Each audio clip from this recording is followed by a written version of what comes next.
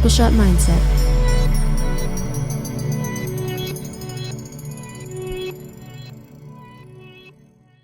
Beautiful day here in How are you two doing? Southern California. How are you two doing? Well, not well. Not well. I hit Why? myself right here on the edge of that table right there. Okay. And I'm about to call my lawyer. Yeah. Call you my should. lawyer. You should. What about you, Kevin? How you doing? I'm good.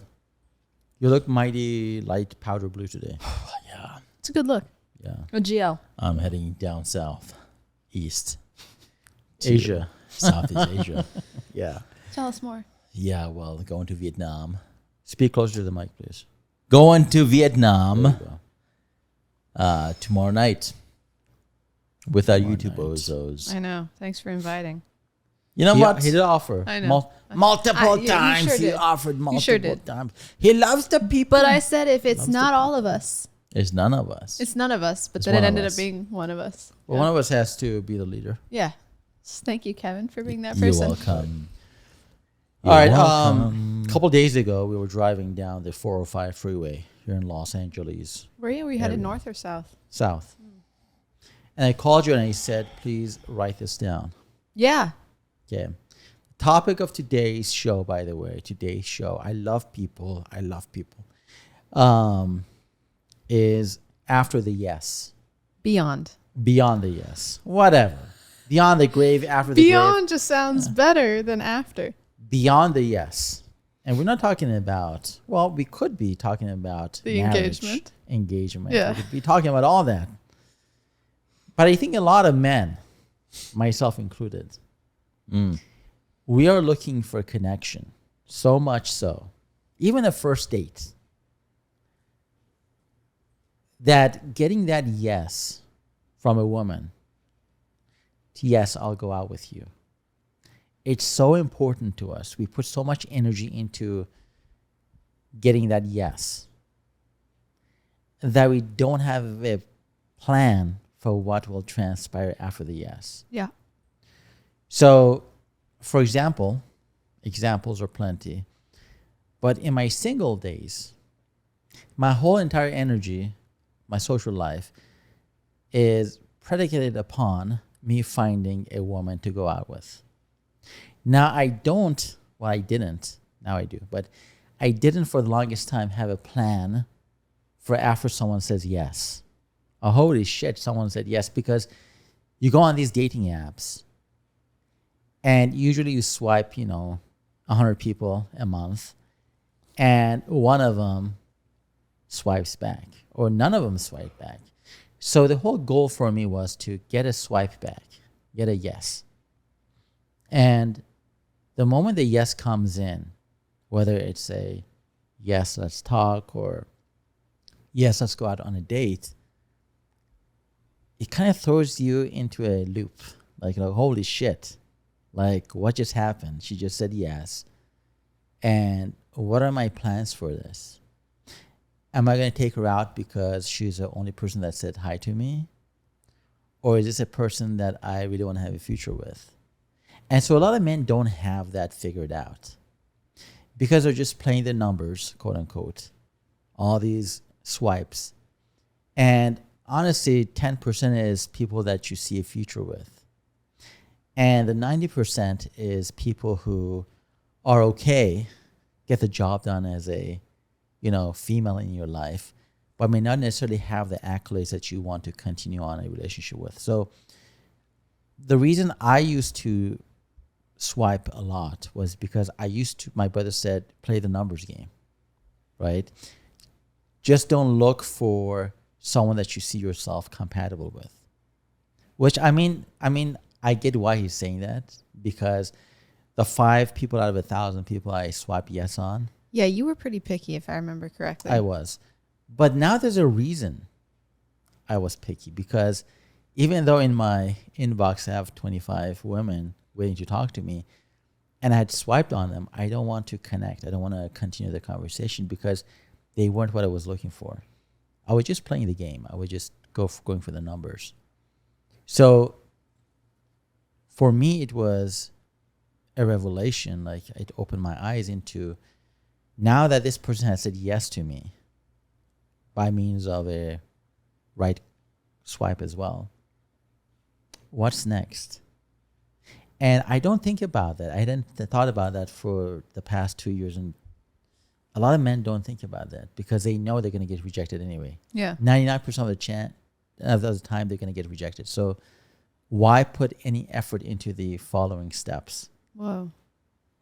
So for me, a few months ago, maybe actually 2 months ago, I started being a little bit more thoughtful about who I swipe right on or who I engage in a conversation with, because I want to make sure that the person I invest in, I've thought about the next steps of it too. Not that I want to get married right away, but if a person doesn't fit the bill, only 50% fits the bill, the virtue of by them just saying yes to me initially doesn't mean I have to continue with that.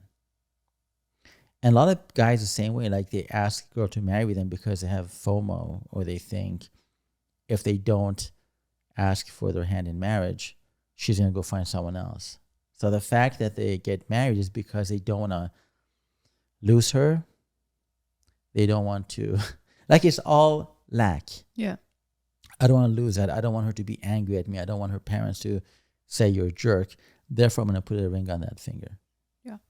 And so the months following that, the years following that, are no longer based out of something that you really wanted to do. Yeah. Down. It's something that you felt like you had to do. So for me, as you guys know, my story of my life, the past couple of nights, I've been laying down and thinking about the consequences of my actions. And what I was praying for 2 years ago, that I want connection, I want this, I want that. Does that really hold true? Do these people that I've brought to my life, these lady friends, do I really want to have a relationship with them? And how's that going to look like? And so I close my eyes and I start thinking about, this is how it's going to be the moment they said, yes, Ardy, we want to be in a relationship with you. How will that make me feel? Will that fulfill my dream of being in a new relationship, or will that fulfill my dream of not being alone? Ooh, so is it from fear or love? Yeah. From desire or fear Right. of lack? So past couple of nights have been sleepless. I can't sleep at night. Soul searching. Yeah, you said you were up till 2 a.m. last night. Yeah. So can you walk us through exactly what it is you've discovered so far? Yeah. So I think about particular people that I've grown close to, that I may want to ask them for more than just friendship or situationship or whatever. And I walk myself through me telling them this. And then I have two scenarios. Obviously, yes, RD, oh my God, this would be great. Or no, let's just be friends, and situationship is fine with us. So I go down the first rabbit hole first. And Which is the yes. which is a yes. Okay. And initially I get happy because I'm not rejected. But am I happy because now I'm fulfilling a dream? Mm-hmm. And then I go down, okay, 2 weeks down into this relationship. I'm now, we're doing things together as a quote unquote couple. I'm calling her every day, checking in with her, telling her how my day was, how her day was, taking on her responsibilities and her problems onto my own, because that's what you do as a couple, right? And then I start thinking to myself, do I have that capacity to do that at this point in my life with 2 kids? And I think to myself, if this person is independent enough, has her life together enough, and doesn't rely on me too much, then yes, it would be fulfilling and nice and adventurous. But if they have expectations beyond what I can give them, time, resources, whatever, then maybe I should keep my mouth shut and stay in the situationship. So that would be one thing. And I go as far as, how does my weekends look like now? How do my my time with my brother and friends look like? How does my family time with my mom and dad look like? do I have to take her along? Do I have to create new events to get her involved? None of that is bad, by the way. I'm not saying it from a bad perspective, but how is that just going to change the dynamic of who I am? And so that would be that. I go as far as if I'm taking a shower and I said, "Hey, bring me a towel." Like, so all these things. Like, why the fuck do you think so much? I don't know. Yeah, you are the definition of an overthinker. Like, there's a problem I see. Well, I'm trying to figure out if my excitement to jump into something. I'll tell you what's up. Tell us, please. Please. It's like an airplane. You're on the ground, tarmac. Boeing or 777 Boeing. Boeing? Okay. Dash 300. Oh, okay. Good. You're on the tarmac, about to take off. You see yourself either on the tarmac or at 43,000 feet. You don't see yourself slowly taking off. You see yourself girlfriend, no girlfriend. I would say look at it as a journey. If at some point, slowly, it becomes something that you really enjoy, then you say, okay, let's be in a committed relationship. Until then, she's nothing but somebody you're courting. And you get to learn more about her as time goes on. So don't think, oh, am I taking the second I say, hey, I want more, and she says yes. Sorry, you don't approach it that way, first of all. Say, I'd like to take you out romantically. We can like start something, see where it goes. And as every weekend goes by, you can say, you know what?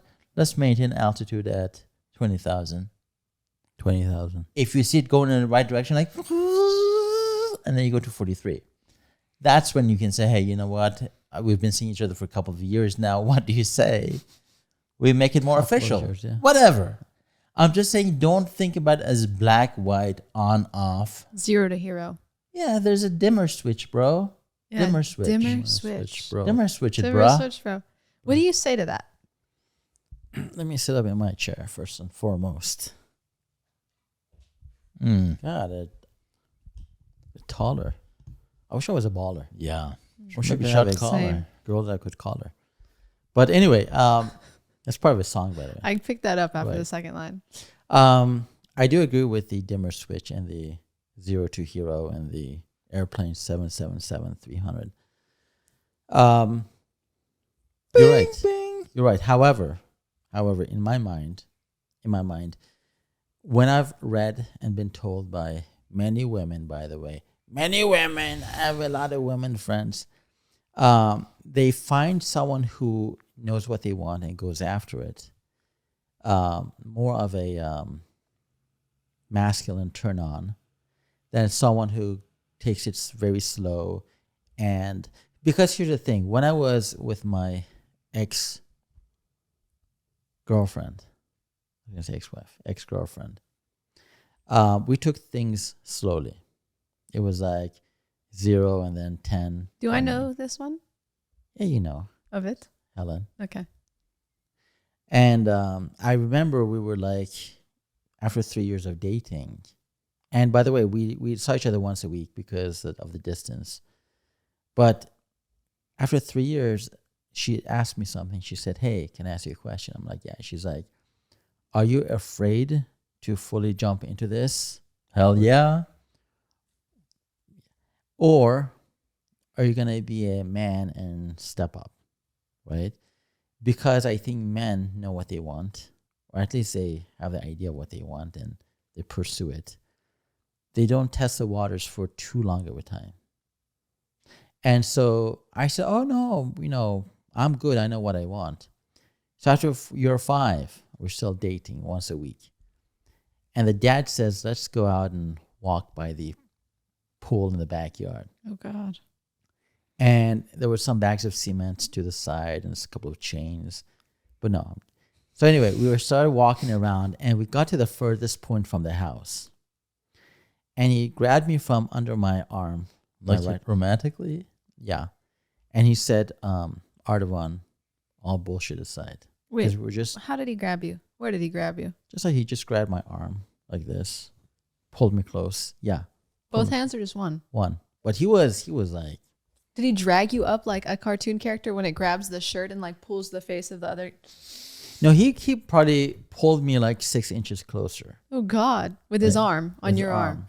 under my arm. And he said, He "All was a bullshit small aside." man, dude. He could not But pull he you like did. that. He did. Maybe he was full of vigor. Right. And he said, Ardavan, you've been dating my daughter for 5 years.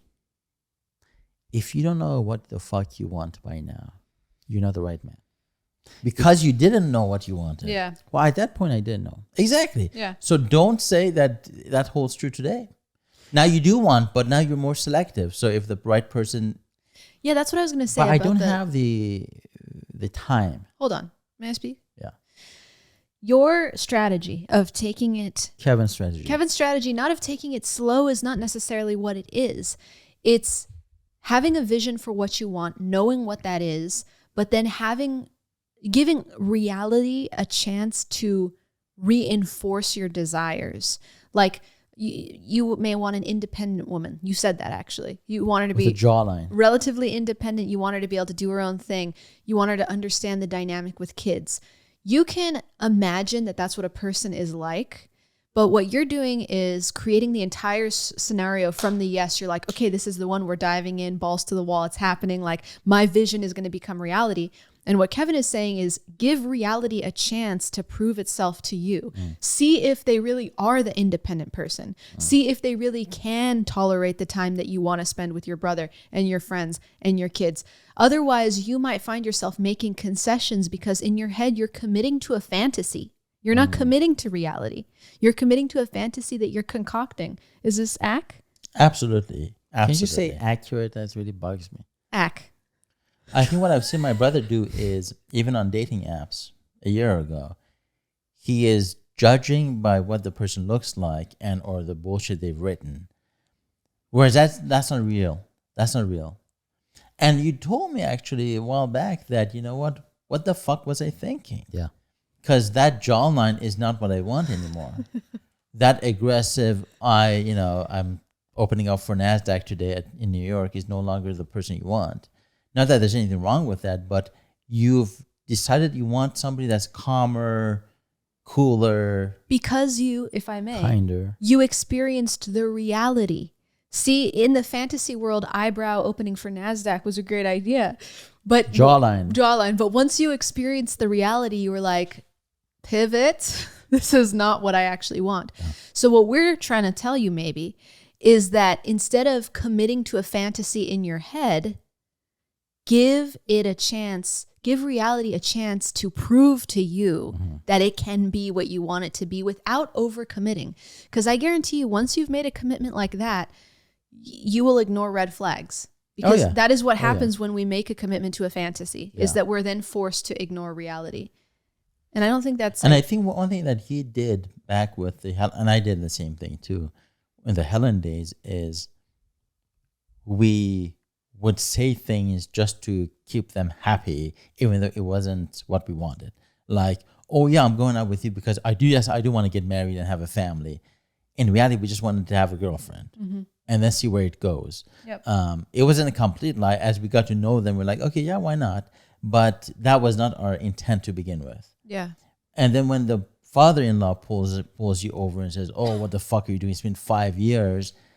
It's not that because you were taking it slow, because you didn't want the same thing. Yeah, exactly. But then why are you There's a wasting difference. someone's time? Well, as soon as you figure it out, situationship? you were a teenager in early 20s, mid 30s. Hey, whatever. You were young back then. Don't hold yourself to this, as Kevin said, expectation that you're the exact same person you were then, because you're not. I'm not. No. You're not going to waste somebody's time. You're going to get the yes. And then you're going to start at ground zero, the most basic level, and see if on the next date, that energy is what you want, yes or no. And as soon as you start to realize it's less what you want than what you want, you cut it. I think what my brother has done in the past is telling me that I'm afraid if I show that commitment, not even like, hey, let's be together forever, but at least we're dating exclusively, he won't be able to say no or even think about going away from that relationship because he's already started something. and he feels guilty if he lets go like after 4 dates, say, you know what, it's not working out for me. He doesn't have that ability. Why do you that. feel guilty about that? I think most men are like that. That's why 80% of divorces are perpetuated by This women. question is about you, No, bro. no, hold on. I think men, for the most part, they have a very high tolerance for bullshit, right? In this day and age, they have a high tolerance for it, which means if you are not doing as I like or speaking the way I like or whatever, I still, because I have a connection with you, because I do love you, that's like I love my kids. I'm not gonna like, tell my kids, take a hike. I still love them. They may get on my nerves. They may not make me happy every day. They make me upset. But at the end of the day, I'm not gonna break it up with them. Mm-hmm. It's their And most it's your men, kids, hold dude. on. Most men, I mean, look at the statistics. 80% of divorces are created by women. They are the ones who file. They're the ones who have had enough. Even they say, let's work on this relationship together. I'm in it for the long haul. You're it, baby. There's no one else. They always get to a point that either the goal line changes, the goalpost changes, or that they say, you know what, bullshit, this is bullshit. I can do better. But what does it have to do with you feeling I'm obligated? saying because most men, when they like somebody, they like, I love people deep down. Like, I love them as a person that they are, and I see their flaws, but I think to myself, well, this is part of this package, right? This is an ugly duckling, for example. It's a cute duck. It's a kind duck. Yeah, feathers are out of whack, and one of the eyes is like, looking at me like a crazy eye. But that's okay, right? So most men, like you, like most men I know, they've been divorced by their wives. They've been broken up by their girlfriends. He hasn't been divorced by his wife. I'm just saying most men. Well, you said like you, and you pointed at him. Oh, no. Like, whatever. So I'm just saying, for me, it's like, if I am putting so much thought into this person, beyond the yes, I'm saying, okay, this person, the reason I'm approaching this person and saying, for example, let's date instead of just being friends, is because I've known them for a year plus. I've seen their goods and the bads. I've seen the, beautifuls and the uglies. So you're prepared to love them unconditionally. Most men are like that. But Most you men are like prepared to love them unconditionally. Yeah, but I'm saying most men are like that. But you keep saying most men. We're talking about you right now. I understand, but if there are big things that I uncover during the next few Give me an months, example. What's something so big that your unconditional love could be disrupted? let's say she wants to keep in touch with a man she slept with, for example. Okay. Let's say she says, oh, your kids again, ugh, why can't we have a weekend together without them? Those would be non-negotiables. For me, if you want to have a brand new relationship with someone or actually start working on it, there's certain things fundamentally that you have to accept about the other person. Yeah. Their kids, their career, their time away, with their families or whatever. But also you have to, as for example me, I have to cut certain ties to certain things that may not be appropriate in a relationship. So you do have a... I'm sorry, go ahead. So like what? Let's say I have this, gambling habit and I like to, have sex with prostitutes every weekend in Vegas. That has to go out the door, right? Yes. Let's say let's say I'm on Hinge looking for the next best thing. That has to go. A lot of things have to be. A lot of the things that is immoral to be in a relationship, yes, has to go. Yeah. Right. So, but you don't have to concede on some of the things that it makes you. That's what I said. I said, as long as my kids come first, my business, my family comes very close to first. It has to be in that order.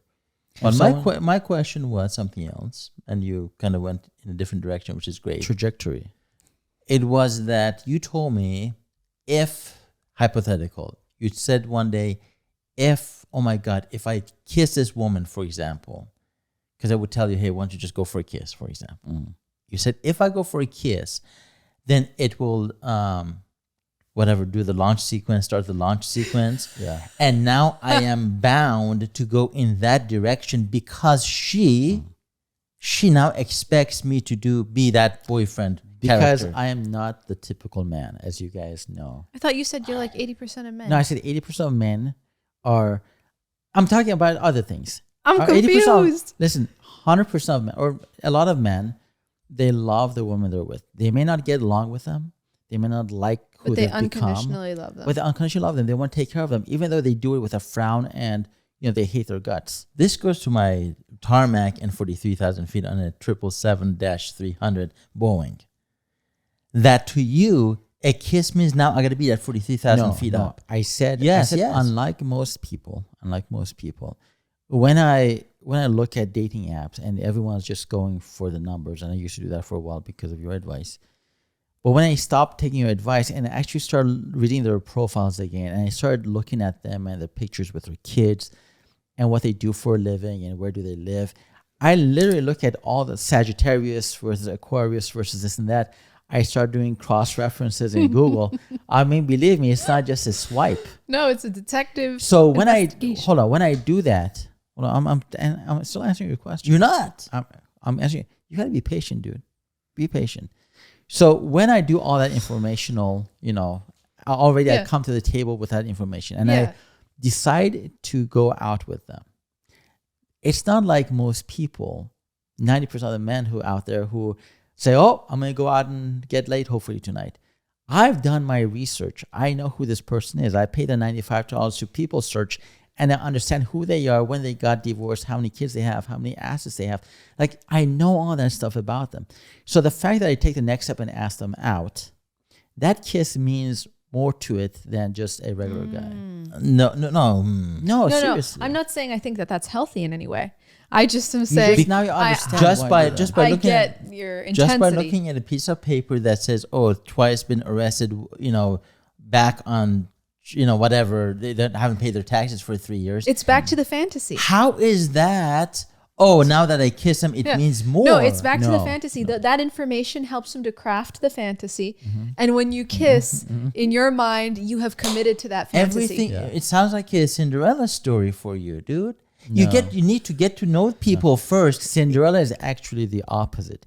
A lot of men go out with women because of the Cinderella story. A lot of women go out with men because of the Cinderella story, because they've been taught that you're going to fall in love with this guy. First kiss, love at first sight.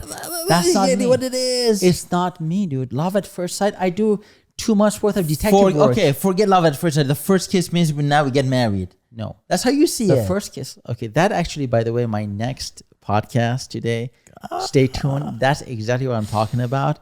And Kevin, you better get your shit together because you're wrong. Because you're not looking at under the surface. A lot of my decisions go way under the surface, like those fucking Chinese bamboos, right? That for 5 years you plant them. For 5 years you don't see it sprout out more than like 3 inches, because the root system is getting so deep, and all of a sudden, the last year of that bamboo's life, it shoots up 30, 40, 50 feet. I thought you were going to talk about the Easter Island heads. No. But I'm talking about, I do a lot of work before I say yes. Your detective and my work? yes, hold on. And my yes means more to me than most people's yeses to them. Your detective work, dude, is only detective work of stuff that's been printed. You don't know who they are inside. I know, for but you to feel that- obligated listen, after a kiss, you have to put a ring on it. I've met women who said they're 35 and they're 52, right? And that in itself tells me more about it. It's like if I was just going to go based off of their images on Hinge, on Bumble, on Facebook, on Instagram, everyone's perfect. Everyone has their best, feet forward. Everyone has their best information that's like relevant to what people are looking for. But if you dig deep, you read their information one more time, you cross-reference certain things, you go pay that 95 cents to People Search. By the way, they're not sponsoring us by any means. But they should be. They should be. So when I do all that, and it takes me a good, not 2 months, 2-3 weeks to do that, have a conversation with them, ask them pertinent questions. People ask me, why are you asking questions that a person that would want to marry me is asking, right? How long have you been divorced? Are you over your ex? Like, I need to know that stuff. So most then guys therefore, don't ask that question. Okay, good for you. But then therefore, you have a very unique outlook on what a relationship is.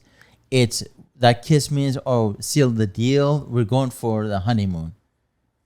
Whereas it's, I'm saying it shouldn't be that way. well, it's a little bit, yeah, you're right. It creates a false sense of, reality for certain purposes.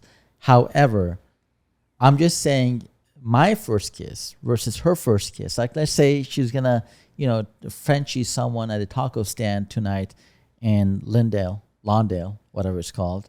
From your lips to God's ears, Right, baby. right? That could mean something different for her than me, who takes 3, 4, 5 weeks, 3, 4 dates to finally slip that in, because to me it means something different. It's good that it means different, but also no, even at that point, there was no obligation. Of course, there's no obligation. I'm going to say there's obligation. I said because I think beyond the yes, like I think, okay, if this person says yes to me on a dating app, like, do I really want to go out with her? Is she lying on her stuff? Is she being truthful? Does she have what I want? And I cross-reference Facebook, Instagram, LinkedIn. I have this weird fake LinkedIn account, by the way, I've made, that when I go check their profiles, they don't know Ardavan looks at their profiles. So I've gone as far as creating these, fake accounts just to check up on them to see if they say who they say they are. May I ask a question? Yes, it's very tiring. Do you think there's any chance that you are setting yourself up and them for failure with this approach? Heck, Why no. don't you listen to the point? I said, heck no. Right. So he's already closed to the point. But go ahead. But I will tell you, it has happened to me a few times in my short but Fruitful life that people of all genders have approached me and confessed their love. Yeah. That's not love. Some of them knew me very well, and I knew them, and there was a mutual connection that I felt. So I was like, okay, green light. Others didn't know me at all, and it was obvious to me that they had connected with a fantasy version of me, which was overwhelming and disheartening and frankly a little bit insulting. Yep. Because how do you have the audacity to get mad at me and tell me what do you mean you don't feel anything between us? And it's like, what do you mean that you do? And you're coming to me with this obligation, like there's a connection there. When I hear your technique, it sounds like no matter whether you're tapping into the psychic realms or not, relationships are a third dimensional reality, unless you have a relationship with an alien. 10 out of 10 would recommend. If you are understanding that relationships happen in the third dimension, which they do, physical. If you want to touch someone, you got to really feel their skin beneath you. Your legwork seems like it's happening 90% alone. It doesn't matter if it's through the internet, psychic realms, the app itself, in your head. It's happening alone. So how could it possibly be that you are so ready to give of yourself and of your heart when all of that legwork, as you say, is happening without the other person present? So I'll be honest with you. Okay. When people approach you and profess their love with you, maybe they known you in high school, maybe known you at Cerritos College. Maybe There's you guys like a went vast out. Maybe you guys hung out group. in a group of people for like a while. What I'm saying, mine is a little bit different than that. Well, some have been getting to know me with the intention of dating, Yeah, but if without you- me even knowing that. Right.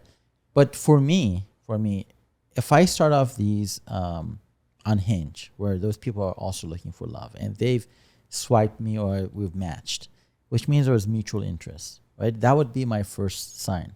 It's not me swiping 100 people and one of them. But some people take just hanging out with them as mutual interest.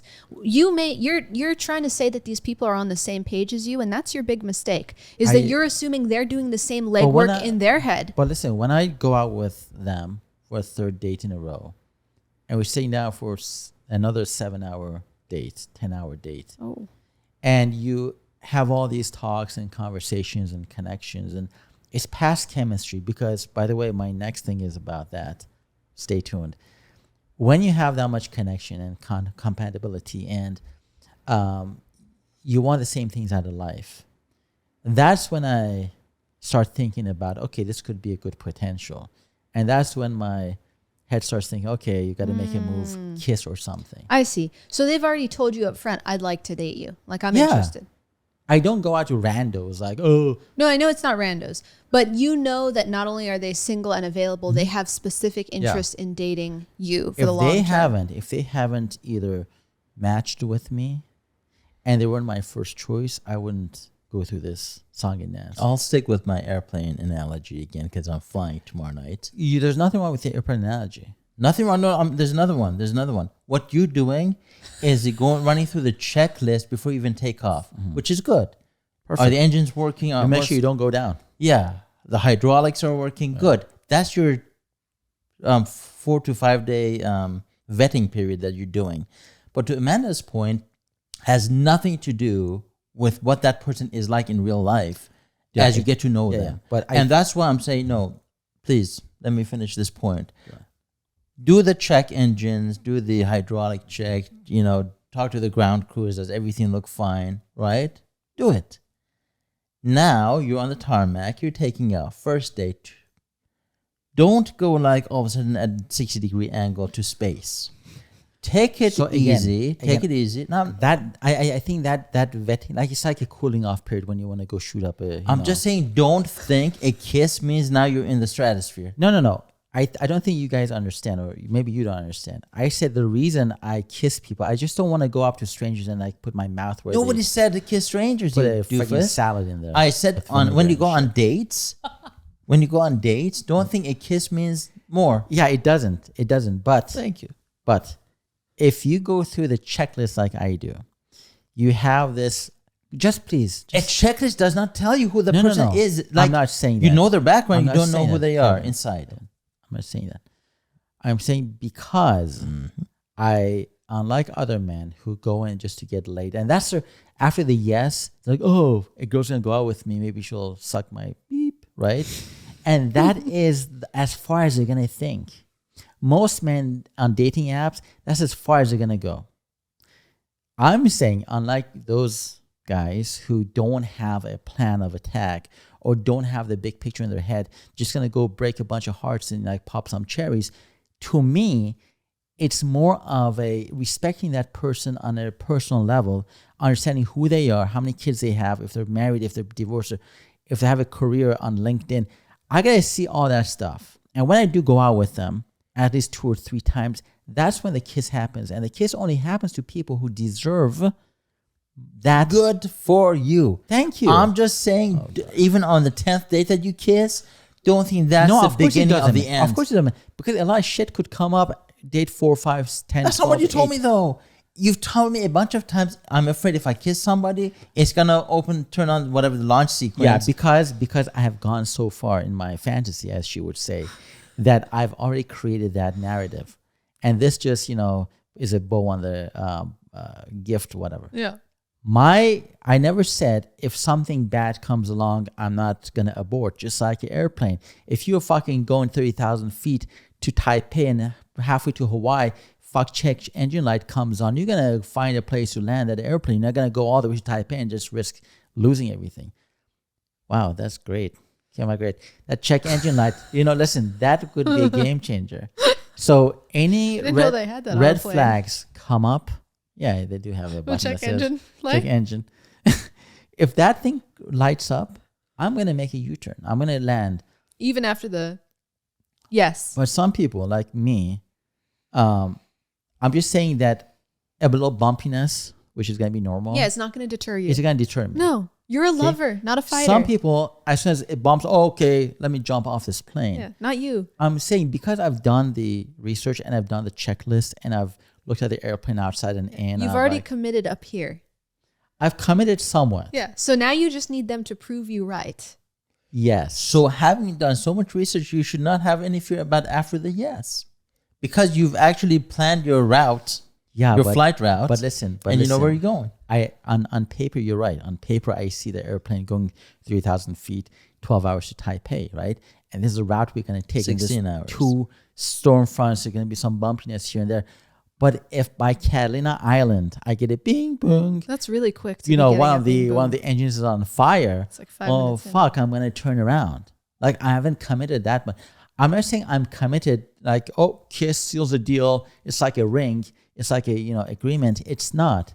It's just that it's me opening up to that person, Yeah. saying, you got what it takes. But if to- there are no red flags like that, if there's just minimal turbulence, you are telling us that Yeah, by minimum preparing turbulence is fine. for the yes in advance, you are ready to commit fully. For the most part, yeah. Yeah. For the most part, yeah. For the most part, meaning 99%. But I sure. think if I have to go into this, and I have been going to this with understanding who I am, understanding what I want, understanding what my traumas are, what my trauma responses are, what all those different things, why they happen, when they happen. If I understand that about myself and know it's not about them, it's about me, then it's more of a green light. But it's more traumas on their end. Obviously, I'm bailing out. I see. Triple Shot Mindset.